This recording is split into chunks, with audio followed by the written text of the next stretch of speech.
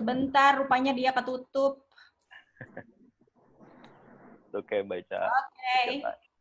Udah bisa kelihatan? Oke, belum? Belum, Mbak Ica, belum. Belum ke sharing ya? Sebentar ya.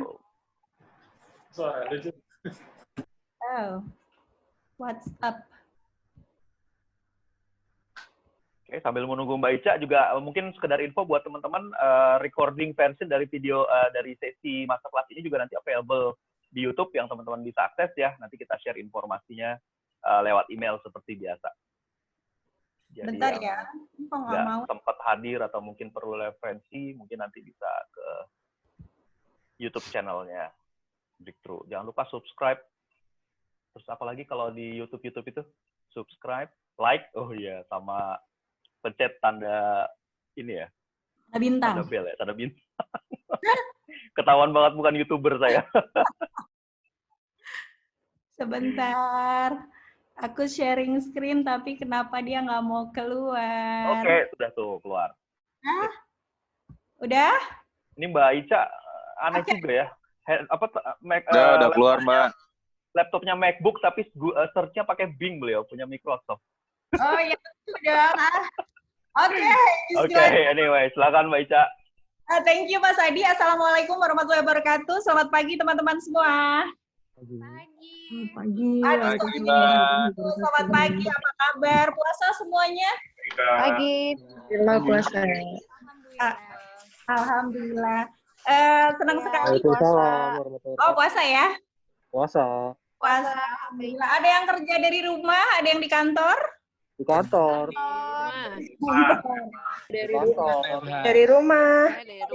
Di kantor. Dan di rumah. Ada yang kantor, ada yang rumah. Baik. Nampaknya rame nih, ada 80 orang yang berpartisipasi di sini. Sebelumnya aku ucapin terima kasih dulu sudah bergabung di Breakthrough Masterclass Anti-Fragile Customer Service. Kita akan langsungkan sesinya kurang lebih 90 menit, nanti di belakang juga akan ditutup sama Mas Adi. Sebelum mulai, saya mau ucapin terima kasih dulu kepada beberapa orang yang memang saya nggak bisa disebutin satu-satu, tapi selamat pagi semuanya, semoga sehat-sehat, puasanya lancar. Saya doain dapat manfaat ya dari sesi kita hari ini. Oke, pagi ini yang akan kita bahas adalah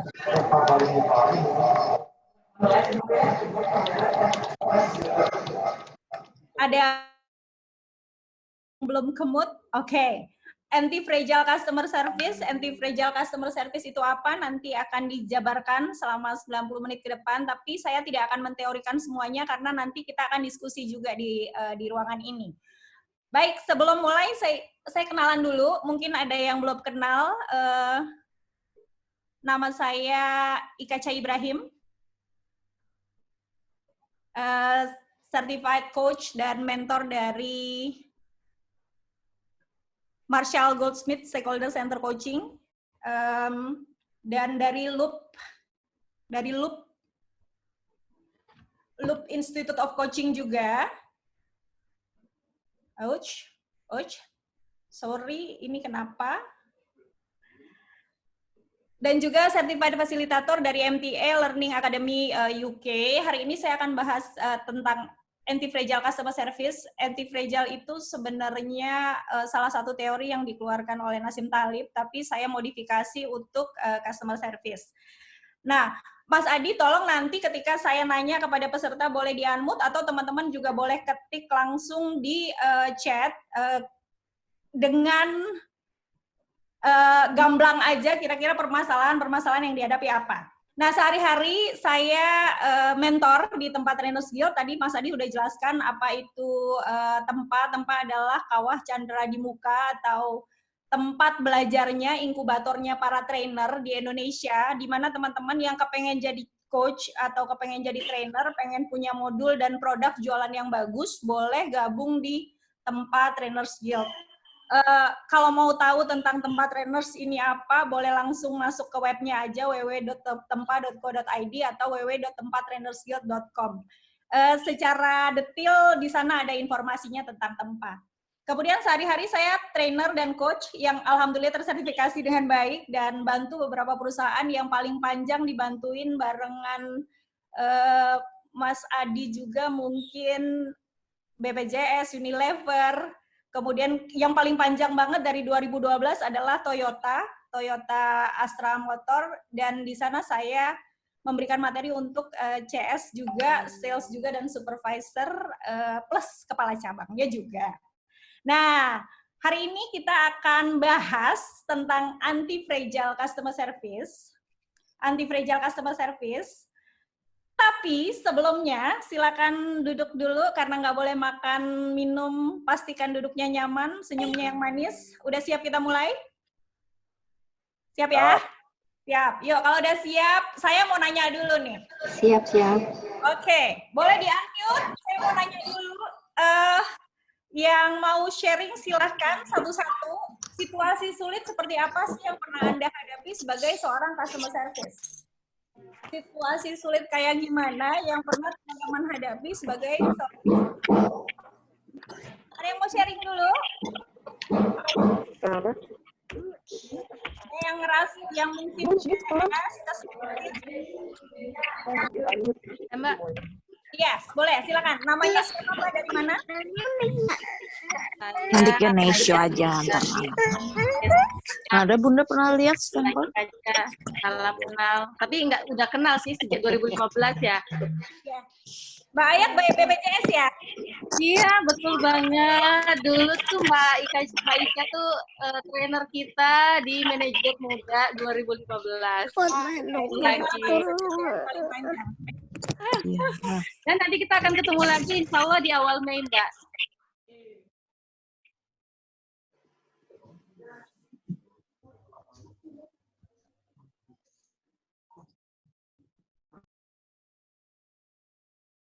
Ya, halo? Oke, mungkin udah bisa dimulai lagi ya, Mbak ya? Oh, gitu? Halo? Iya. Saya mau sharing, oke, ada nggak yang ngerasa udah bisa sharing ini? Situasi sulit sebagai seorang CS? Kalau sulit untuk bicara boleh di chat aja. Situasi sulit yang pernah dihadapi sebagai CS? Oke, kalau dari saya pribadi, pengalamannya adalah bagaimana kemudian mengasertifkan kalimat yang harus kita gunakan pada saat menghadapi seorang customer yang waktu itu komplain, yang mungkin udah dikategorikan sebagai hard complaint, tetapi pada intinya kita tuh agak di posisi yang benar, cuman dia itu selalu menempatkan dirinya pada posisi yang terpojok gitu, Mbak. Kita mau mencoba mengasertifkan kalimat kita itu gimana ya? Ya itu karena mungkin juga saya udah terpaku, saya di posisi yang benar gitu. Ya mungkin kalau ini situasi sulitnya terkait dengan customer ya? Iya, betul. Komplain. Hard complaint. Oke. Kalau kita bicara situasi sulit, mungkin salah satu seperti yang Mbak Ayat sampaikan tadi, ada hard complaint dari customer, ada komplain-komplain yang di luar dugaan, ada mungkin situasi yang kayak sekarang deh yang dihadapi oleh para nurse atau perawat. Ini merupakan bagian dari salah satu situasi sulit yang harus mereka hadapi terkait dengan pandemi. Kalau kita bicara situasi sulit, ada sebuah penelitian kecil-kecilan yang memunculkan fakta bahwa sebetulnya situasi sulit yang dihadapi oleh seorang CS atau customer service itu sebabnya 4 hal ini. Nomor 1, situasi paling sulit yang mereka hadapi sebagai seorang CS adalah ketika berhadapan dengan atasan yang rese. Ada pernah ngerasain? CS? Banyak mereka berkata bahwa customer sih oke, Mbak, yang lain-lain oke, komplain masih oke, tapi ketika sudah berhadapan dengan atasan saya nyerah. Jadi kalau kita bicara situasi sulit pertamanya CS sebenarnya adalah leadernya mereka yang tidak support atau tidak memberikan tidak memberikan fasilitas atau tidak memfasilitasi apapun yang terkait dengan pekerjaan mereka. Atau leader mereka justru menghambat kerjanya mereka karena hal-hal yang terkait dengan urusan pribadi. Karena kadang-kadang ada yang leader yang maunya dicepetin, maunya diduluin, padahal ada customer lagi nungguin. Gitu. Situasi sulit pertama. Yang kedua adalah rekan kerja. Ketika ditanya CS-CS di luar sana, mereka menyampaikan fakta sebenarnya situasi sulit nomor 2 adalah tidak ada support dari rekan kerja, terutama yang ada di belakang atau yang di back office yang seharusnya memberikan support secara internal yang lebih dari mereka harapkan. Itu situasi sulit kedua dari rekan kerja. Dan yang ketiga, ada rekan kerja lagi, tapi ini unik nih. Banyak sekali yang menjawab bahwa situasi sulit itu disebabkan oleh rekan kerja senior. Coba yang sepakat boleh kasih komen di chat. Apakah bersepakat ini bagian dari situasi sulit? Karena rata-rata dari customer service itu banyak kan newbie, terutama kalau di bank atau kayak di perusahaan-perusahaan yang memang punya frontliners banyak gitu.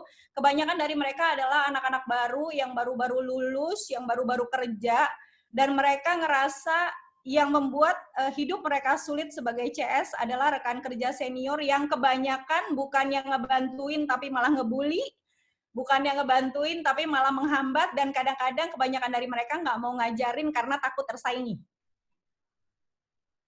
Dan yang terakhir baru customer. Jadi kalau kita bilang situasi sulitnya CS itu sebenarnya 60-70% disebabkan oleh situasi internal, bukan eksternal.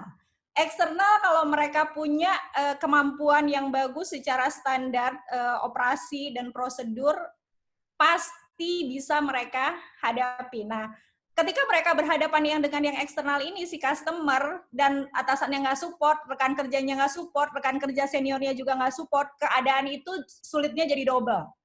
Jadi kalau kita ngelihat situasi sulitnya CS, yang banyak banget di luar sana, penyebab utamanya 3 teratas adalah internal, dan yang terakhir baru eksternal atau customer. Pertanyaannya adalah, yang mana kira-kira yang paling menantang dari situasi sulit ini? Silakan. Menurut teman-teman, dari 4 tadi, atasan, rekan kerja senior, dan rekan kerja yang sama mereka, yang mana yang kira-kira yang paling menantang? Atasan, banyak atasannya ternyata Mbak Ica. Ayo, atasan apa bawahan? Nggak pakai atasan, pakai bawahan. Wih, puasa Mbak Ica. Oh, salah ya? Ya. Kebanyakan dari mereka jawabannya atasan, rekan kerja senior. Curhat nih, bentar lagi nih. Atasan, karena kalau atasan tidak mendukung. Atasan tidak mendukung. Oke, atasan yang nggak kooperatif. Oke, para manajer, para leader customer service yang ada di sini, sebelum saya lanjutkan, silahkan dilihat ya, bahwa sebenarnya situasi sulitnya teman-teman CS bukan disebabkan karena customer yang paling gede, tapi disebabkan oleh leadernya. Tergantung bagaimana leadernya mensupport mereka. Kalau mereka nggak disupport, terutama ketika dapat masalah, kelar. Hidup mereka akan semakin sulit. Jadi kita bisa udah lihat langsung atasan. Situasi yang paling menantang adalah atasan. Nah, pertanyaannya ini nih, masih bisa nggak itu CS patuh pada SOP ketika berhadapan dengan situasi sulit? Mana tuh? Menurut teman-teman masih bisa nggak? Untuk patuh pada standar operasi, padahal abis ngeliat muka atasannya cemberut aja dari pagi sampai sore. Terus abis ngeliat atasannya ngamuk-ngamuk pada saat briefing pagi. Ngeliat rekan kerjanya tidak support alias sengaja menghambat-hambat kerjaan baru dikasih ke dia. Kira-kira masih bisa? Masih setengah. Masih setengah. Kadang ada yang nggak bisa, tapi saya living by example. I give the... Oke, bagus juga Pak Eben. Susah Kak Ja, Dokter Mirza, susah banget ya. Ini padahal leadernya nih yang jawab nih. Kemudian masih bisa tapi setengah, sulit pastinya. Oke. Kalau kita lihat faktanya, ini yang terjadi. Jangankan pada saat situasi sulit, pada saat situasi nggak sulit aja, masih banyak frontliner atau CS yang nggak patuh pada standar. Setuju apa sepakat? Jangankan situasi sulit, situasi nggak sulit aja mereka kerja ala kadarnya. Sepakat apa sepakat? Nah, jadi kalau dibilang bisa nggak Kaca mereka tetap patuh pada standar di situasi sulit? Jawabannya adalah ada yang tetap patuh karena memang dia kebiasaannya patuh, tapi ada yang malah makin error karena sehari-harinya dia memang sudah tidak melakukan standar. Di sini Mbak Cici Indriati komen, sebenarnya malah nurut SOP itu yang paling mudah, beda dengan nurut standar. Yang akan sulit adalah nurut standar. Standar yang kita maksudkan di sini termasuk standar operasi ya Mbak ya, standar operasinya juga. Nah, kita lanjutin nih. Kebanyakan dari yang ngadepin situasi sulit itu fragile, rapuh, gampang emosi, gampang hancur, ada yang menghindar, ada yang kabur, ada yang nangis, ada yang mewek, ada yang ngajak berantem, CS ada yang ngajak berantem customernya. Kalau kita mau lihat, kebanyakan dari mereka ketika berhadapan dengan situasi sulit, mereka fragile, terutama yang baru. Beda sama CS-CS senior yang secara mental mereka udah terbiasa berhadapan dengan situasi sulit. Dan uniknya lagi, fragility ini atau kerapuhan ini sebenarnya nular. Jadi kalau CS kegabung sama CS yang rapuh-rapuh juga, biasanya dia ikut-ikutan rapuh, ikut-ikutan fragile, ikut-ikutan kerjanya ngarang, ikut-ikutan kerjanya ngasal. Dan kalau kita mau lihat, di situasi kerja biasa, CS yang patuh atau tidak patuh SOP itu akan memperlihatkan keadaannya pada saat situasi sulit. Yang situasi kerja biasa patuh sama standar, ketika dia berhadapan dengan situasi sulit, saat dia berhadapan dengan situasi sulit, dia tetap bisa ngejalani SOP, walaupun mungkin tidak sebaik dengan saat situasi biasa. Sementara yang nggak patuh sama SOP, kebanyakan dari mereka fragile ini tadi, antara dua, dia kabur atau avoid customer-nya dengan hilang, dengan sembunyi, dengan manggil atasannya, dengan manggil orang lain, pokoknya dia kabur aja, atau dia hancur. Antara dua. Dia flight, lari, atau dia freeze, diem aja, itu termasuk avoid ya, dia nggak ngomong apa-apa, dia tetap ngelayanin tapi diem aja gitu, atau bahkan dia fight customer-nya, diajak perang, diajak berantem si customer-nya, sampai akhirnya sama-sama emosi. Nah, yang ini yang hancur. Yang akhirnya ngajakin customer ribut, ngajakin customer berantem, ngajakin customer berdebat, tidak berusaha memenangkan hati customer, malahan membuat customer seakan-akan jadi musuhnya. Ini yang bikin hancur. Ngancurin siapa? Nggak cuma ngancurin dirinya sendiri, tapi ngancurin nama perusahaan dan ngancurin bisnisnya. Jadi kalau kita bilang di situasi kerja biasa, sebenarnya kita udah bisa lihat cara kerja si CS itu akan menentukan gimana dia saat di situasi sulit. Dan ini pertanyaannya, Anda termasuk yang mana? CS, coba itu Mas Angga tadi yang jawab ya, kayaknya CS itu yang suka kabur atau yang hancur? Saya kacur kayaknya Mbak Ica, kabur dan hancur hati. Aduh, kalau kamu kabur dan hancurnya biasanya masalah wanita sih kayaknya ya. Oh ya, aduh, nggak jadi deh saya. Oke, jangan komen mendingan ya.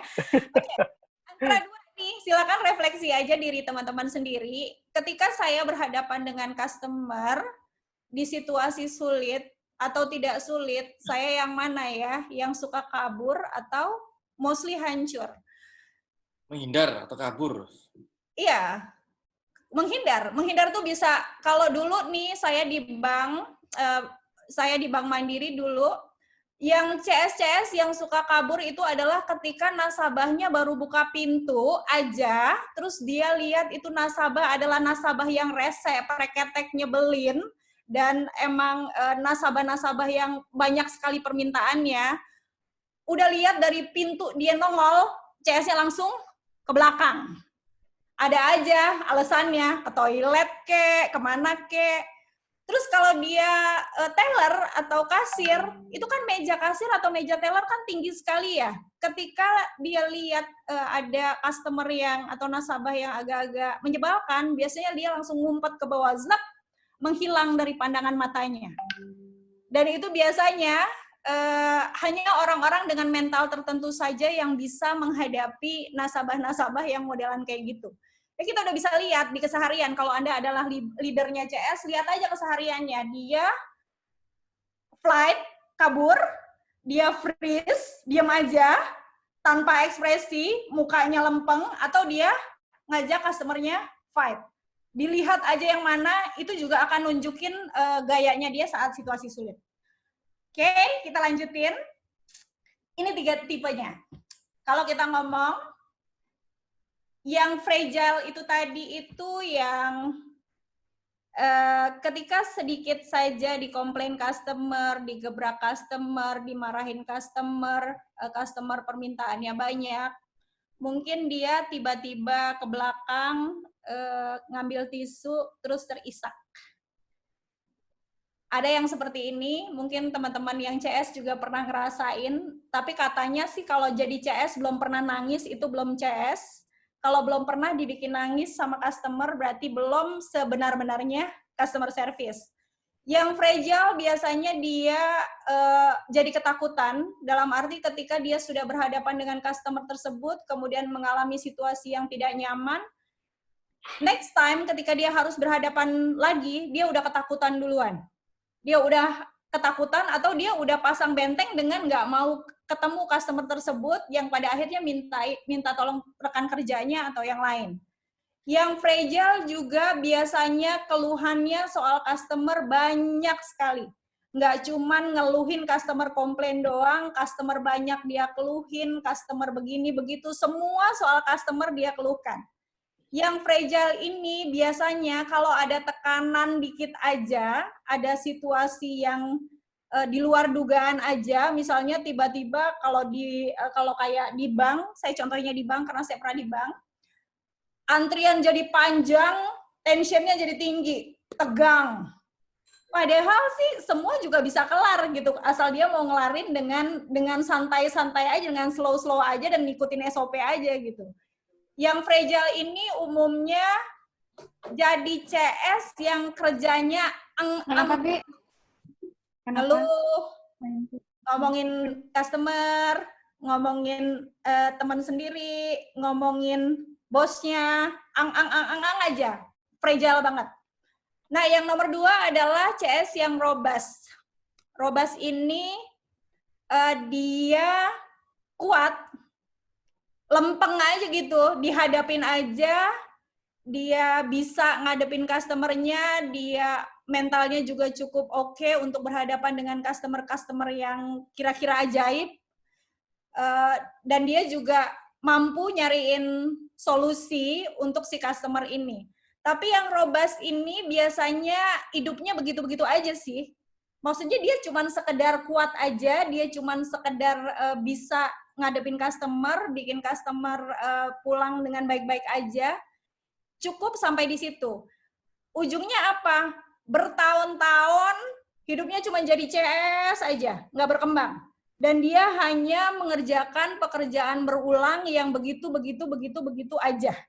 Nah, si robust ini pada saat ada tension dia tetap bisa ngerjain kerjaannya. Misalnya saat nasabah banyak, customer banyak, atau tiba-tiba kayak pandemi gini, dia tetap bisa nih ngadepin. Tapi di belakang juga masih ada keluh. Masih ada omongan-omongan jelek, masih ada omongan negatif, walaupun dia bisa. Nah, kalau fragile tadi kan dia nggak bisa dan dia ngeluh. Kalau robust, dia bisa tapi masih ngeluh.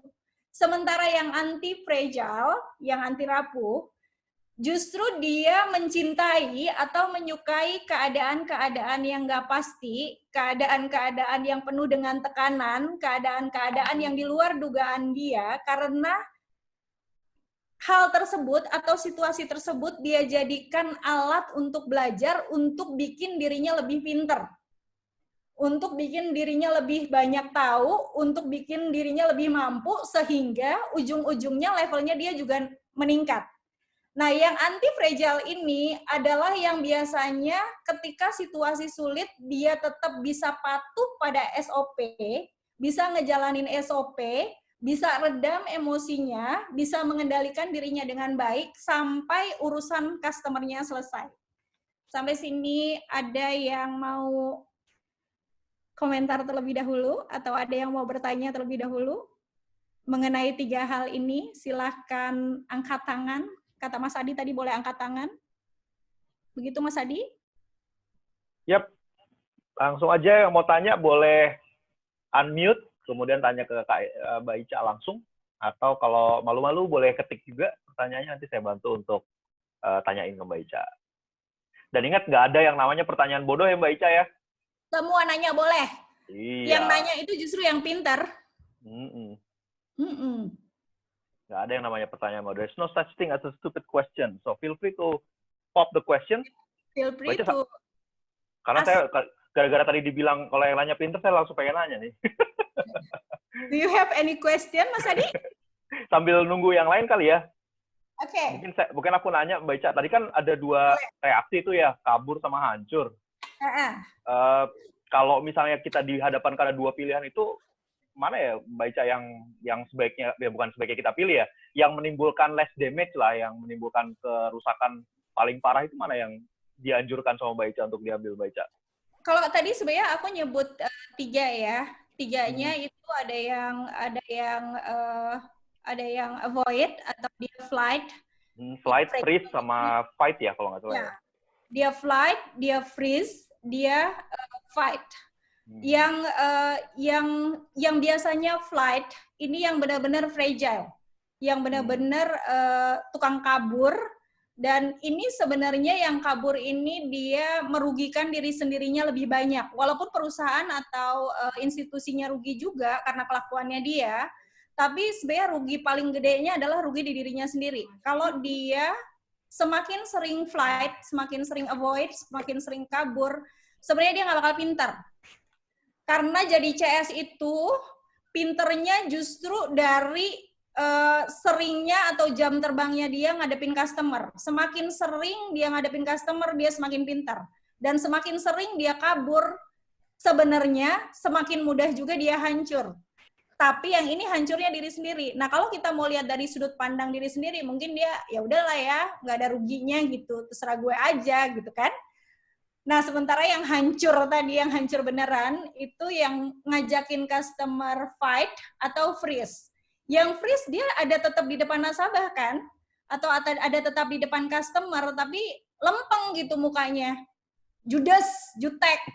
Tetap dilayanin, tetap diladenin, tetap sesuai dengan apa yang seharusnya dia lakukan, tapi malah malah membuat customer luka. Dalam arti meninggalkan kesan atau image yang buruk ke customernya. Sementara yang fight tentu saja lebih bahaya. Jadi kalau dibilang ini yang lebih kacau yang mana nih, yang lebih nggak bagus yang mana? Kalau kita pilih yang lebih bagus yang mana? Dua-duanya nggak ada yang bagus sih kalau menurut saya. Yang robust atau yang fragile, yang hancur ataupun yang kabur sama-sama nggak bagus. Cuman kalau yang kabur dia kan jadi nggak kelihatan nasabahnya atau nggak kelihatan sama customernya kan, jadi nggak terlalu membuat impact yang besar buat perusahaan. Nah, sementara yang freeze tetap berhadapan dengan customer, atau yang fight tetap berhadapan dengan customer, itu justru memunculkan image yang jelek gitu. Oke. Ini ada Thank you. Mas Adi. Thank you Mbak Ica. Yes, Ini ada pertanyaan nih Mbak Ica dari Mas Eben nih. Oh, iya, boleh. Dari Mas Eben dulu kali ya, karena beliau yang udah masuk duluan. Oke, Mas Eben nanya, wah ini nih kaitannya sama anak milenial. Kenapa sih anak milenial itu kayaknya lebih gampang fragile, katanya suka gregetan kalau sama anak milenial nih. Gitu Pak, ya? saya milenial juga nih, jadi nggak enak. Saya juga sama Mas Adi milenial kok, ya kan? Kita berdua milenial. Milenial bugs. Kalau dibilang kok anak milenial sekarang lebih fragile ya, enggak juga sih, sebenarnya tergantung kepada atasannya bagaimana mendidiknya, tergantung kepada rekan kerja seniornya bagaimana mendidiknya. Jadi kalau dibilang anak sekarang fragile, jangan-jangan memang generasi sekarang ini tidak diberikan influence yang benar-benar bagus soal ketahanan mental. Kenapa saya bisa bilang gini? Salah satu asisten saya, Aulia Zanisa, mungkin teman-teman di sini ada yang pernah tahu, itu juga milenial. Dia lahir tahun 1997. Tapi nggak ada fragile-fragile-nya tuh. Kenapa? Karena memang dari awal saya sudah mendidik dia untuk jadi customer service atau jadi seorang yang terkait sama customer yang punya mental baja. Jadi kalau kita mau menciptakan anggota tim, mau Gen Z ke, mau Gen X ke, mau Gen Y ke, yang bagus ya ngedidiknya gimana? Saya bisa bilang gini juga karena saya terdidiknya seperti itu. Dulu saya dididik oleh mentor-mentor saya di bank maupun di perusahaan-perusahaan yang lain. Termasuk yang sekarang adalah dengan cara yang menurut saya bagus, makanya akhirnya membuat saya gini. Jadi kalau dibilang nyalahin Gen Z, nyalahin Gen Y, Gen X yang paling bagus atau baby boomer atau tradisionalis yang paling bagus, enggak juga. Di semua generasi ini ada yang bagus, ada yang nggak bagus, tergantung bagaimana mereka dibangun, tergantung bagaimana mereka di-influence sebagai seorang customer service, gitu ya. Jadi kalau dibilang CS, Gen Z, fragile, kebanyakan fragile, coba dilihat lagi siapa leadernya. Kalau leadernya bisa membuat dia tidak fragile dengan influence yang bagus, insya Allah dia nggak akan fragile. Ada lagi? Oke. Thank you, Mas Erben. Ini ada pertanyaan dari Mbak Sari. Tadi Mbak Sari ya yang angkat tangan. Mbak Sari, you're online, Mbak Sari. Silakan, Mbak Sari. No sound. No sound, udah aku unmute loh. Halo. Ya. Aku. Oke.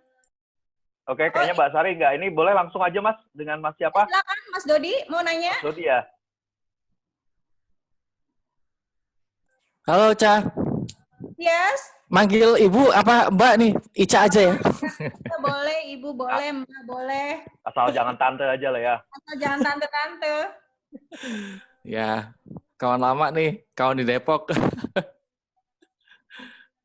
Gini Mbak Ica, kalau saya sih posisinya double ini, sebagai owner juga, kadang-kadang sebagai yang melayani klien juga gitu. Nah kadang-kadang kalau kliennya tuh udah, maksudnya nggak sesuai dengan hati kita ya, nggak sesuai dengan jalur atau tahapan yang sudah kita kasihkan nih. Saya kan di jasa ini ya, jasa desain ya. Nah kadang-kadang kalau ketemu klien yang tidak sesuai dengan standar prosedur atau tahapan yang sudah kita berikan ke mereka, mereka nggak ikutin standar itu, saya jadi kayak tadi salah satunya kabur gitu, males berkomunikasi nemuinnya gitu. Apakah itu sebaiknya gimana gitu kalau untuk ngadepinnya begitu? Sementara sudah dikasih SOP ke kliennya. Gitu Mbak Ica. Kalaupun mau kabur juga itu pilihan Mas Dodi sih. Kabur tentu saja beresiko. Customer-nya juga kabur, ya kan? Gampangnya gitu. Ketika kita kabur dari customer, ya customer kita juga kabur. Dan hari gini kompetitor kita kan banyak sekali ya. Nggak cuma kita aja kan yang jualan desain, nggak cuma kita yang punya bisnis ini. Jadi kalau kita bilang, ya udah aku nggak suka nih sama customer-nya, aku kabur ah. Ya udah, customer-nya juga dadah bye-bye ah, sampai jumpa, saya cari tempat lain ya. Jadi itu pilihan aja, antara kita mau memperbaiki pelayanan kita atau mau gitu-gitu aja, gitu jawabannya. Ya, tapi Betul. Saya sepakat sih dengan lebih kepada how to build gitu loh, how to manage gitu loh. Gimana cara kita ngedidik atau ngebangun orang itu apa SDM tersebut. Kalau aku sih setuju yang itu. Exactly. Di situ ada pertanyaan dari Mbak Florencia Rani. Nah, cara ngedidik yang bagus tuh gimana? Nanti ada di kelas Anti-Fragile for Leader. Jadi jangan nanya di sini dulu ya Mbak ya. Nanti kalau kita buka kelas yang untuk Anti-Fragile for Leader, di sana ada jawabannya. Termasuk jawabannya dari Mas Dodi tadi. Betul, okay? Mantap. Kayaknya lebih mantap yang itu tuh. Ya. Thank you ya Mas Dodi ya. Ya, sama-sama. Saya tutup dulu pertanyaannya, kita lanjutin. Kalau kita ngomong soal anti-fragile customer service, apa sih yang dimaksud dengan anti-fragile customer service ini? Pengertiannya secara definisi apa sih? Kalau tadi Kaca bilang dia bisa mengambil sesuatu manfaat dari apa yang dia hadapi di situasi-situasi sulitnya, secara definisi anti-fragile customer service itu seperti ini. Customer service yang sebenarnya dia bisa mengelola dirinya dengan baik, bisa membuat dirinya fine-fine aja ketika berhadapan dengan si customer, dan keadaan-keadaan yang dia hadapi itu kemudian dijadikan jalan untuk bertumbuh dan meningkatkan kualitas. Jadi nggak cuma sekedar kuat aja gitu, nggak cuma sekedar bisa aja ngadapin customer, dia jalanin sesuai standarnya, dia lakukan standarnya dengan bagus, tapi dia belajar. Oh, kemarin tuh aku salahnya di sini nih ngadapin customer, makanya customernya makin ngamuk. Jadi mendingan gini aja deh, gitu. Oh, ternyata customernya gini. Jadi besok aku ubah deh caranya. Secara customer itu unik dan setiap customer nggak bisa dilayanin dengan cara yang sama meskipun kita punya SOP. Jadi ketika kita menghadapin, sebenarnya kita bisa tahu tipe-tipe atau jenis-jenis customer yang mana yang mesti dilayanin cepat, yang mana yang mesti dibasa-basiin dulu, yang mana yang harus dipuk-puk, yang mana yang mesti nyediain waktu yang lebih lama karena customernya suka curhat.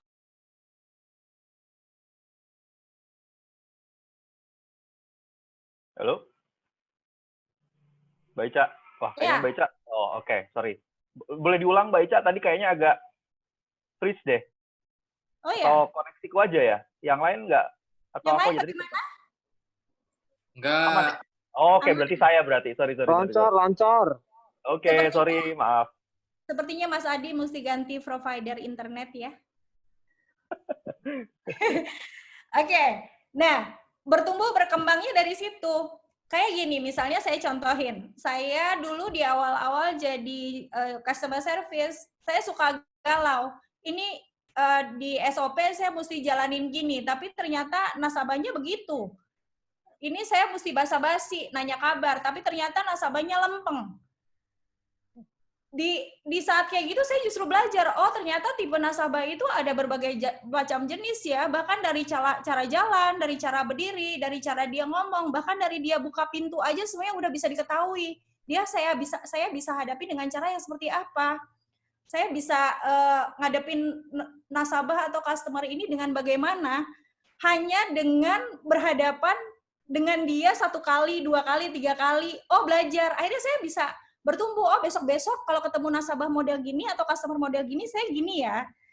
Jadi anti-fragile customer service itu adalah yang bisa membuat segala situasi yang dia hadapi sebagai jalan bagi dia untuk bertumbuh dan bertambah kualitasnya. Dan kalau dibilang dia tetap patuh pada SOP atau enggak? Tentu, karena SOP ini udah jadi jalan hidupnya CS yang anti-fragile. Gitu. Sampai sini, ada yang mau komentar dulu? Nggak ada? Oke. Waktu saya masih banyak, Mas Adi? Masih, Mbak. Aman. Aman ya. Tolong dikasih tahu kalau waktunya udah habis. Yap. Oke. Nah, kalau kita bilang gimana sih caranya untuk jadi anti-fragile customer service ini? Apa sih yang perlu dilakukan? Apa sih yang perlu saya kasih infus ke anggota tim saya kalau Anda leader? Gimana sih cara mengembangkan anti-fragile customer service? Ada caranya, jangan khawatir. Caranya mudah dan caranya gampang, tapi saya nggak yakin bisa dijelaskan secara full langkah-langkahnya di sini. Nanti silakan berdiskusi kembali dengan Mas Adi, apakah akan membuka kelas lanjutannya atau enggak. Namun sebelumnya saya akan jabarkan dulu prinsipnya. Kalau kita bilang anti-fragile customer service, untuk jadi kayak gitu tuh gimana sih? Sebelum kita pahami caranya, kita pahami dulu prinsipnya. Kenapa mesti pakai prinsip? Sama kayak hidup. Orang yang punya prinsip hidup, biasanya dia nggak akan salah jalan.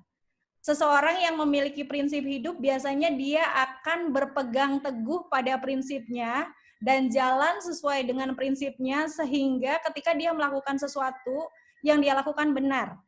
Contoh yang paling mudah misalnya prinsip di jalan raya. Ada orang yang memegang prinsip di jalan raya, ada juga yang enggak.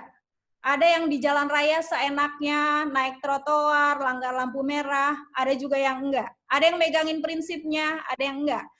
Bedanya apa? Orang-orang yang megangin prinsip ini, yang di jalan raya, dia ngikuti aturan jalan raya, sudah pasti dia akan selamat, nggak akan kecelakaan, dan lain sebagainya, nggak akan ditilang, nggak akan ditangkap polisi. Sementara yang tidak memegang prinsip, ya mungkin suatu hari dia selamat, tapi di satu hari yang lain mungkin dia akan celaka, entah ketilang atau enggak. Jadi kalau kita bilang prinsipnya anti-fragile customer service ini merupakan pegangan bagi kita, CS, supaya kita bisa anti-fragile. Landasannya kita atau pondasinya kita dalam melangkah. Prinsipnya sebenarnya ada 3, cuman karena waktu yang dikasih ke saya cuma 90 menit, maka saya hanya akan membuka satu prinsip saja. Apa prinsipnya? Patuh pada standar dan kemampuan menghadapi berbagai situasi terbangun dari kebiasaan sehari-hari. Gampangnya gini secara ide. Orang yang biasa patuh pada SOP sehari-hari, maka biasanya dia akan patuh terus pada SOP dan jadi nggak enak kalau dia nggak ngikutin SOP. Logikanya, seseorang yang patuh pada standar bangun tiap hari jam 5, ya tiap hari dia bangun jam 5. Kalau nggak bangun jam 5, hidupnya nggak enak.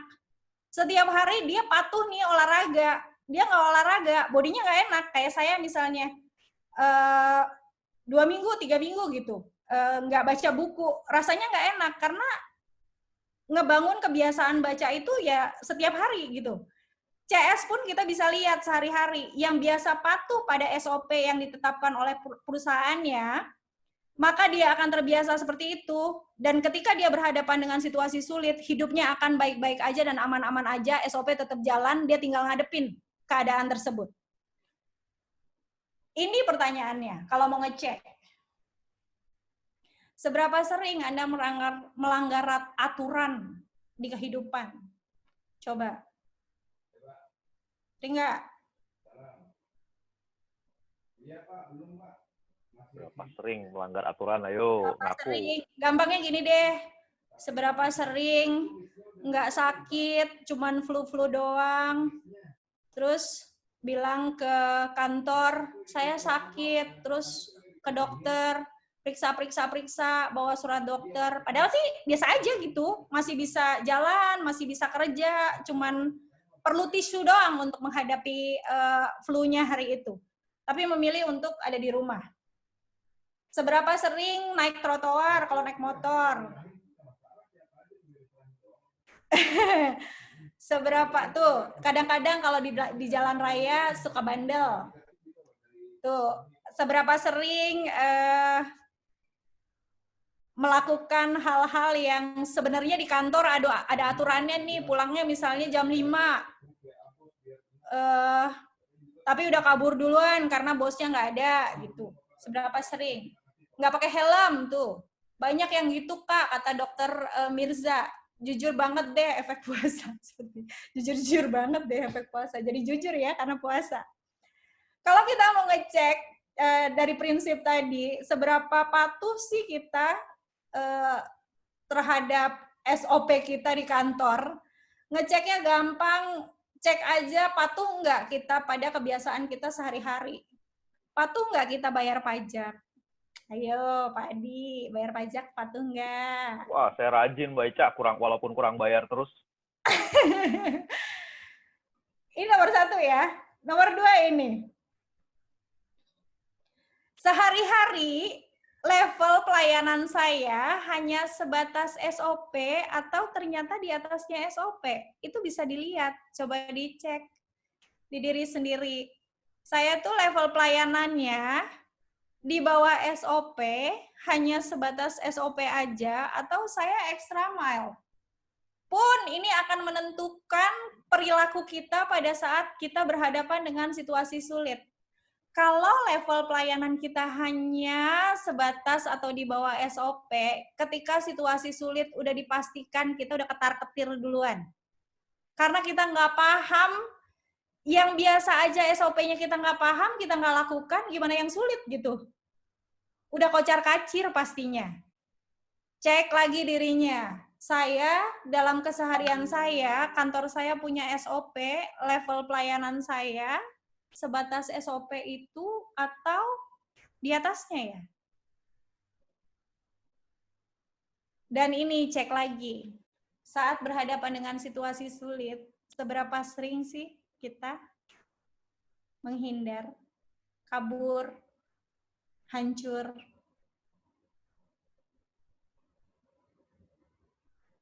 Tuh. Silakan diserap dulu, diingat-ingat di diri sendiri. Tuh, Kak Dodi kebanyakan kabur katanya. Kalau Kak Dodi kabur, itu desain-desain Kak Dodi nggak ada yang beli lama-lama ya. Desain-desain Kak Dodi itu nggak laku. Lalu bagaimana caranya gitu ya? Next, gimana caranya sih supaya saya bisa mengamalkan prinsip ini menjadi sebuah langkah sehingga saya bisa menjadi anti-fragile customer service. Tanya dulu dirinya sendiri. Apa sih impact-nya bagi saya kalau saya ikut aturan? Kalau saya ngikutin standar operasi, impact-nya bagi saya apa? Kalau saya nggak kabur, kalau saya nggak menghindar, kalau saya nggak freeze, kalau saya nggak fight, kalau nggak saya nggak flight, impact-nya bagi saya apa? Karena kalau kita nggak punya jawaban atas pertanyaan ini, maka sampai kapanpun kita nggak akan follow the rules. Kita nggak akan patuh ke lalu lintas kalau kita nggak tahu impact-nya kalau kita ngikutin peraturan lalu lintas tersebut. Jadi lihat impact-nya dulu bagi kita. Untungnya buat saya apa ya kalau saya ngikutin rules. Nah, betul sekali itu ada komentar dari Pak Yiyip atau Ibu Yiyip ini, cowok apa cewek? Hidup itu pilihan. Bapak ya? Maaf Pak Yiyip, ini cakep banget nih. Pak Yiyip bilang hidup itu pilihan, kita yang menentukan impact seperti apa yang kita terima. Ini benar banget. Yang mana ini juga yang akan menentukan seseorang akan benar enggak ketika dia ngelayanin. Karena dia akan ngelihat impact-nya dulu bagi dia. Kalau dia ngerasa, ini impact-nya biasa-biasa aja, cuek aja, yang kayak juga perusahaannya, yang kayak juga kantornya, yang kayak juga bosnya misalnya, jadi saya pelayanannya biasa-biasa aja deh. Kalau dia ngelihat impact-nya segitu, jangan ngarep dia bakal follow the rules. Jangan ngarep dia bakal ngikutin SOP. Kalau dibilang, kalau dulu di Mandiri ini teman-teman saya suka ada yang bilang gini, aduh Ca, ngapain sih lu kerja bagus-bagus, kerja rajin-rajin sama nasabah baik banget, untungnya buat lu apa, gajinya juga sama gitu. Ada yang pernah gitu juga? Tentu. Ada yang pernah dengar kalimat-kalimat seperti itu gitu loh. Ngapain sih rajin-rajin, ngapain sih bagus-bagus, ngapain sih ini, gajinya sama. Banyak. Banyak. Saya bilang, saya melihat banyak impact bagi saya kalau saya follow the rules, kalau saya ngikutin SOP, kalau saya ngejalanin kerjaan saya sesuai dengan standar. Impact-nya apa? Saya berkembang. Hari gini teman-teman saya masih banyak yang jadi CS, saya gurunya CS. Bener banget. paling tidak ada sesuatu yang saya dapat, nggak cuman sekedar mempertukarkan hari kerja saya dengan gaji yang saya peroleh sehari-hari. Impact-nya saya lihatnya jauh ke depan. Impact-nya nggak cuman sekedar ngerjain kerjaan CS, tapi impact-nya adalah impact ke masa depan. Kalau saya mau bagus, berarti saya mesti ngelihat impact ke depannya apa. Jadi kembali ke tadi jawaban Pak Yiyip, what is the impact if you follow the rules? Itu pilihanmu. Jadi situasi sulit atau nggak sulit, itu balik ke impact yang akan kita dapat dari apa yang kita lakukan. Kalau kita ngerasa, oh saya berhadapan dengan situasi sulit ini, impact-nya adalah saya dapat pahala nih, kata para nurse dan dokter yang sedang berjibaku dengan pandemi COVID ini. Saya kerja jauh dari keluarga, sekian hari nggak pulang-pulang, gajinya sih sama tetap, bahkan ada yang gajinya mungkin dikurangin, tapi saya tahu impact-nya adalah saya punya pahala. Ya kalau emang impact-nya itu, dia akan tetap jalanin sesuai dengan apa yang perlu dia lakukan gitu loh. Tapi kalau CS nggak ngelihat ada impact sedikit pun dari apa yang dia lakukan sebagai customer service, jangan ngarep dia bisa ikutin SOP, dan jangan ngarep juga dia bisa selamat di situasi sulit. Sampai sini ada yang mau komentar dulu? Exactly, Pak Eben bilang. Impact jangka panjang, betul banget, Pak. Saya komentar, Mbak Ica. Boleh.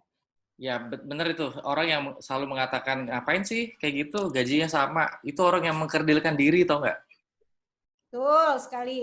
Anda benar.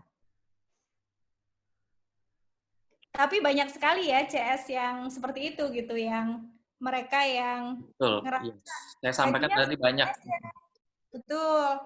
Nah, saya cuma pengen ajak teman-teman yang ada di sini untuk melihat, jadi customer service itu juga pilihan hidup seperti tadi yang dibilang sama Pak Yiyip. Pilihan kita juga. Kalau ngerasa nggak bisa ngelayanin customer dengan baik, ngerasa nggak bisa memberikan pelayanan sesuai dengan standar, ya jangan zolim sama yang punya perusahaan, sama yang ngegaji kita. Jangan zolim sama orang-orang yang sudah mengeluarkan uangnya untuk memberikan tukaran atas apa yang kita lakukan. Digajinya misalnya 10 juta, tapi kerjanya ala kadarnya gitu. Kasihan yang ngegaji kan sebetulnya, dan nggak ada impact, sementara yang ngegaji juga kan ngegajinya berdasarkan impact yang dia dapat dari customer. Kalau yang ngelayanin bagus, customernya balik lagi, terus uangnya jadi semakin banyak, impact-nya juga jadi gede gitu. Jadi kalau kita mau nanya ke diri kita sendiri, Kak, tips triknya apa supaya kita bisa berhadapan dengan situasi sulit? Tips triknya adalah please nanya lagi ke diri teman-teman sendiri, apa sih impact yang teman-teman dapat, dampak bagusnya yang teman-teman dapat kalau teman-teman ngerjain kerjaan tersebut dan ngikutin aturan yang ada. Aturan yang udah dibuat oleh perusahaan dengan cakep tersebut. Sampai sini ada yang mau komentar? Atau yang masih mau bertanya, boleh langsung tanya sama Mbak Ica. Tetap menerima pertanyaan ya Mbak Ica ya? Siap.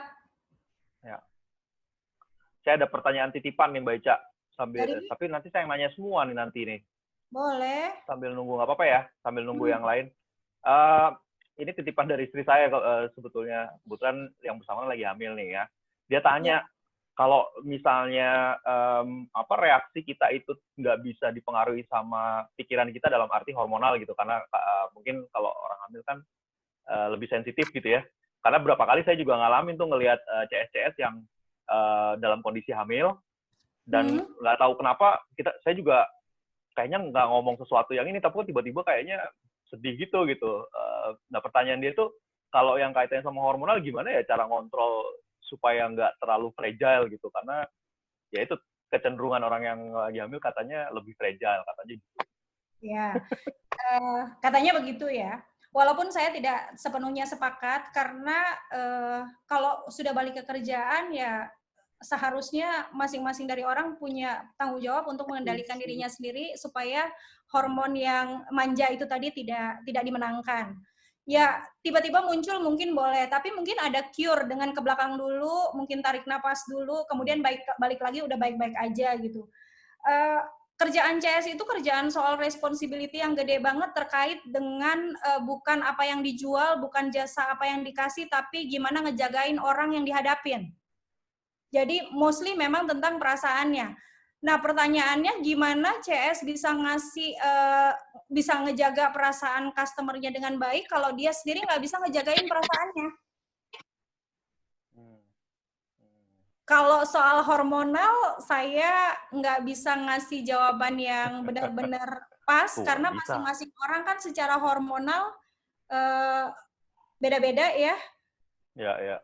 Secara hormon kan beda-beda. Tapi kalau kita memahami diri kita dengan baik, kita tahu diri kita dengan baik, harusnya kita juga punya solusi. Ketika saya moodnya lagi begini, apa yang perlu saya lakukan ya?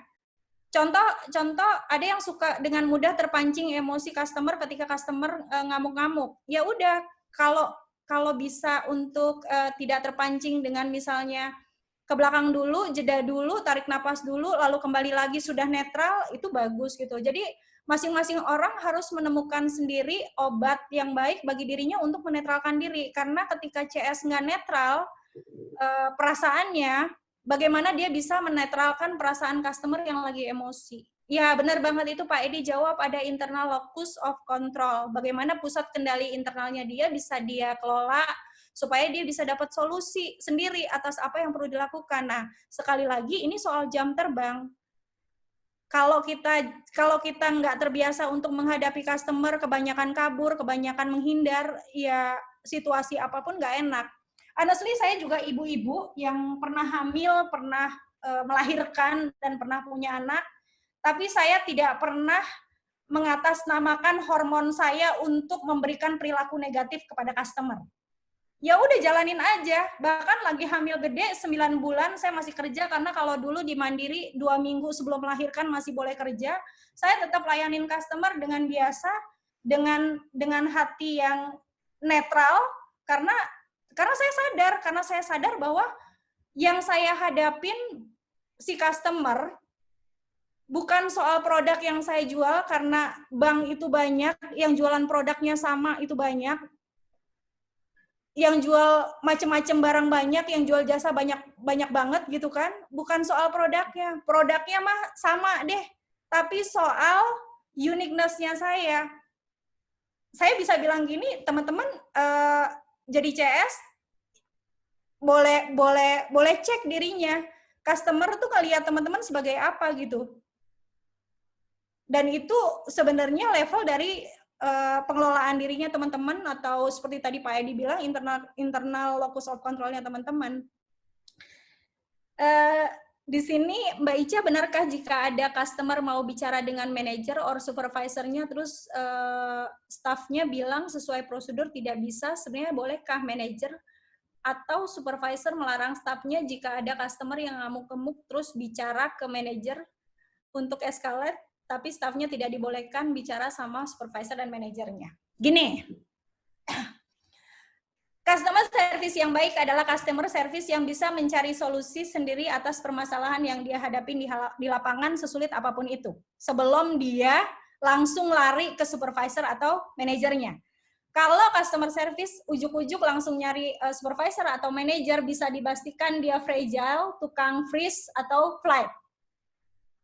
Kalau saya, pantang bagi saya sebagai CS, ujuk-ujuk nyari supervisor atau nyari manajer ketika saya berhadapan dengan masalah sebelum saya berusaha menyelesaikannya sendiri. Tapi kalau customer-nya minta, sini saya mau bicara sama manajer dan supervisor kamu. Bisa-bisaannya kita sebagai CS untuk hold si customer-nya menyelesaikan dengan cara yang baik, tapi tidak berbohong, honest aja. Bapak Ibu, sesungguhnya permasalahan ini tidak perlu ke manajer, tidak perlu ke supervisor, karena dapat kita selesaikan sekarang.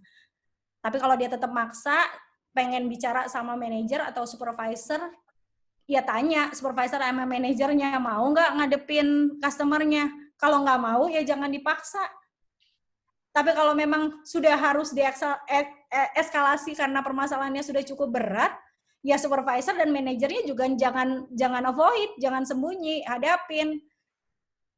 yang punya anak buah kan situ berarti yang bertanggung jawab leadernya. Jadi ya ketika sudah sangat berat ya silahkan keluar. Tapi kalau kita bilang CS yang bagus adalah CS yang tidak ujuk-ujuk panggil supervisor atau ujuk-ujuk panggil manajer. Gitu Pak. Mau nanya dong Mbak Ica, bagaimana cara mempertahankan keyakinan impact yang kita dapatkan di kemudian hari, apa yang kita kerjakan. Biasanya kan di awal-awal kita yakin tuh impact yang kita dapatkan, tetapi dalam pertengahan jalan kita malah nggak yakin. Kalau ini jawabannya, Mas Angga, silahkan balik ke tujuan hidupmu apa? Tujuan hidupmu jadi CS apa? Banyak orang yang bilang, Kaca, jadi CS kan nggak bisa kaya, hidupnya begitu-begitu aja. Setuju apa sepakat? Agree. Kalau saya bilang, rezeki nggak ketukar sepanjang tujuan hidupnya clear. Kalau saya secara pribadi kalau ditanya Kaca dulu jadi tujuannya jadi CS apa? Ngasih nilai ke hidup orang lain. Orang lain kalau ketemu saya masalahnya selesai, saya nggak bikin mereka sulit, saya nggak gampangin hidup mereka, nggak gampangin urusan mereka, paling gede ya dapat pahala dari Allah. Terus gaji, ya kan udah digaji sama perusahaan. Jadi saya menjalankan itu. Terus kalau saya butuh lebih, saya percaya apa yang saya lakukan, kebaikan-kebaikan yang lakukan, pasti akan balik gitu. Jadi balik ke tujuan aja. Mas Angga tujuannya jadi CS untuk dapat impact karena apa? Karena sekedar kepengen jadi CS aja, atau mau dapat duit aja, atau punya tujuan jangka panjang, balikin. Mas Eben, tujuan hidupku nikah, Mbak Ica. Aku doakan segera dapat jodoh ya, Mas Eben ya. Atau udah ada jodoh, atau kalau nggak ada, silakan cari paket pernikahan yang sekalian jodohnya. Thank you, Mbak Ica. Keren jawabannya. Mbak Ica, sebelum lanjut tadi kayaknya ada pertanyaan di atas, kayaknya sempat ke-skip, jadi mastiin aja. Dari Mas Dimas, Mbak Ica, pertanyaannya. Apa itu? Tadi Mas Dimas itu nanya, aduh sebentar aku agak scroll ke atas sedikit ya. Tadi udah tak tandain padahal. Nah, bagaimana sih kalau SOP yang dimiliki sebuah perusahaan itu malah ternyata malah nggak menyelesaikan masalah customer itu gimana tuh Mbak Ica? Oke. Nah, dari Mas Dimas. Secara umum standar operasi itu harusnya kan dibuat untuk memudahkan, mempercepat, bikin efektif, bikin efisien. Kalau ternyata SOP-nya nggak menyelesaikan masalah customer, berarti SOP-nya ya perlu ditinjau kembali. Solusinya berarti kan nggak tepat. Yang namanya pelayanan itu kan ngasih solusi ke customer. Kalau kita ngasih solusinya nggak sesuai dengan apa yang diharapkan oleh customer, berarti harus berpikir untuk mencari solusi yang lain. Dan SOP itu kan bukan yang sifatnya pasti harus begini aja bertahun-tahun. Perlu disesuaikan juga dengan perkembangan zaman gitu. Kalau kayak sekarang deh kita banyakan belanja online, nggak ketemu sama CS gitu kan.